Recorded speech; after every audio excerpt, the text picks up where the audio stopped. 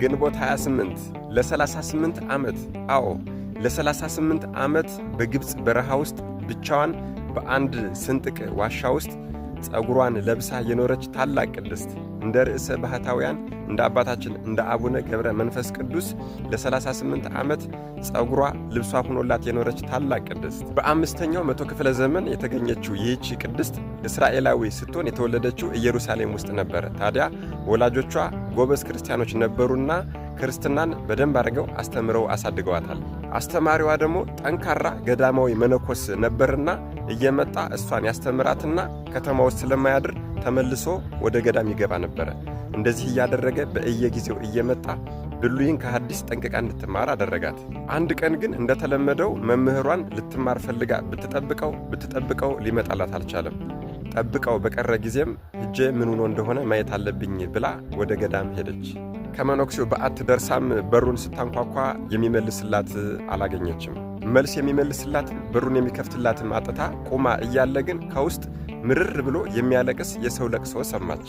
ጌታ ሆይ ይቅር በለኝ፣ ጌታ ሆይ ይቅር በለኝ እያለ በተደጋጋሚ እያለቀሰ የሚጮህ የሰው ድምፅ ሰምታ ቀስ አርጋ ስታዳምጥ የመምህሯ የዛ የመነኮስ ድምፅ እንደሆነ አወቀች።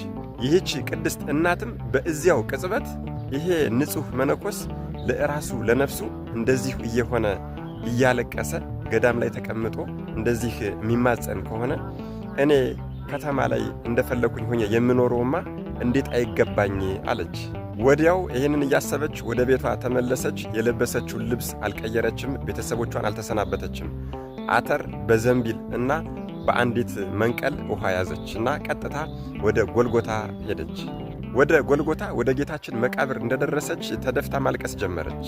ጌታ ሆይ ነፍሴን ወደ ዕረፍት ቦታ አድርሳት፣ ከክፉ ጠላትም ከክፉ ነገርም ሁሉ ጠብቀኝ፣ ይህንን የያዝኩትን አተርና ውሃም እስከ ዕለተ ሞቴ ድረስ በቅቶኝ እንዲኖር አድርግልኝ፣ አበርክትልኝ ብላ ረዥም ጸሎት እያለቀሰች ጸለየች።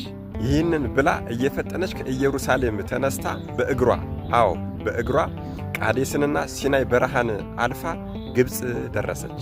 ምርጫዋና ፍላጎቷ ብሕትውና ሆኗልና ልምላሜ ከሌለበት መሬቱ በረሃው እንደ እሳት እንደ ዋኢ ከሚያቃጠልበት ከዋናው የግብፅ በረሃ ገባች።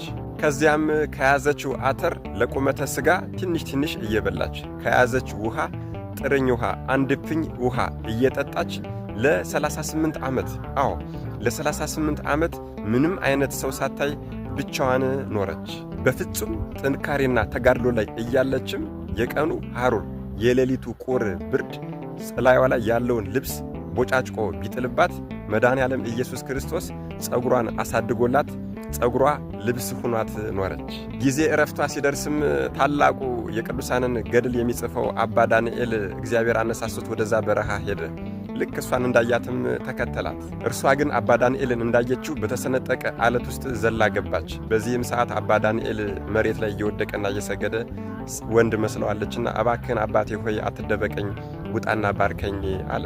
እርሷ ግን ራቆቴን ነኝና አልወጣም ባለችው ሰዓት አባ ዳንኤል ልብሱን ወርውሮላታል። እሷም የእሱን ልብስ ለብሳ ወጥታ ብዙ ተጨዋውተዋል። በፈቃድ እግዚአብሔር ዜናዋንና ገድሏን ሁሉ አወቀ።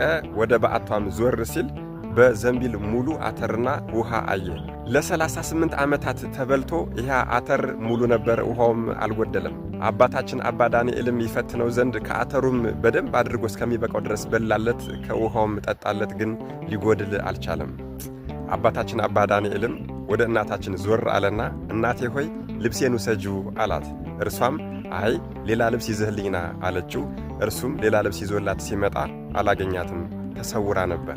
አንድ ቀን ግን ማለትም ግንቦት 28 ቀን አባ ዳንኤል ካለበት ገዳም ያሉ ገዳማውያን ወደ እርሷ በዓት ሂደው ያዩትን ነገር መጥተው ነገሩት። እንደዚህም አሉት፣ ሰው ተመልክተን ወደ በዓቱ ተከትለነው ስንገባ አተር በዘንቢልና ውሃ በመንቀል አገኘን። አተሩንም ስንበላው ወዲያው አለቀ፣ ውሃውንም ስንጠጣው ወዲያው አለቀ አሉት። አባታችን አባ ዳንኤል ወዲያው ነገሩን ሳይጨርሱለት ማልቀስ ጀመረ። ምክንያቱም አተሩ አለቀ ማለት እናታችን አርፋለች ማለት ነው።